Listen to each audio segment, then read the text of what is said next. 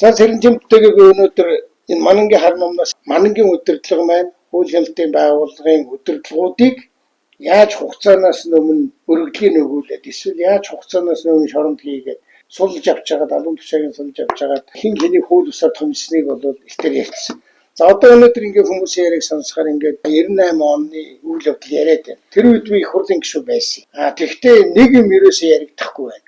Тэр үеийн одоо энэ засгийн хамрал гэх юм уу одоо засгийн газар огцрол тэгэл одоо ерөнхий сайдгүй зөндөө удаан болдог. Энэ ажил бол тэр үеийн ерөнхийлөгч нацгийн багвандтай холбоотой юм байна. Нацгийн багванд гэдэг ерөнхийлөгч маань яасан гэхээр эвслээс нэр бол санд болгосон хүмүүсийг ерөөсөө хүлээн зөвшөөрөхгүй байсан. Тэгээ одоогийн өөрөөс юу тодруулах гэж байна вэ гэхээр одоо энэ өөрийн ч бас эмгтгэж гаргасан ардчсан намын 20 жилийн түүхийн товчоо.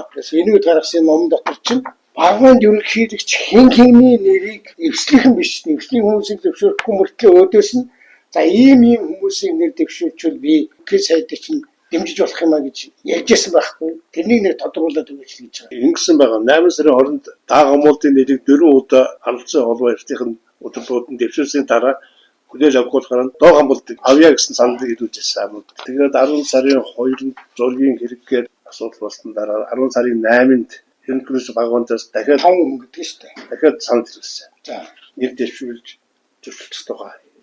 Нэр 5 хүн нэр дурдж ирсэн байна. Энд нөгөө Цэ Баяр сайхан, Шаа Батбаяр, Жи Наран Засралд, Ил Нэм Самбаг хөдөөж хөрөнгө сайд байсан гэний их сайхан нэр. Гүзэн сайд байсан амар санаа нарын 5 нэр зогсоолсон байна. Энэ 5-аас нэгийг нэвэл батлах боломжтой маа. Энэ 5-аас нэгийг 5-аас дахиад Даагамуултаа явуулж байгаа сүлд өөр хүний нэр өгөхөөр багван зөвшөөрөхгүй учраас энэ 5 хүнээс нэгийг өгсөн.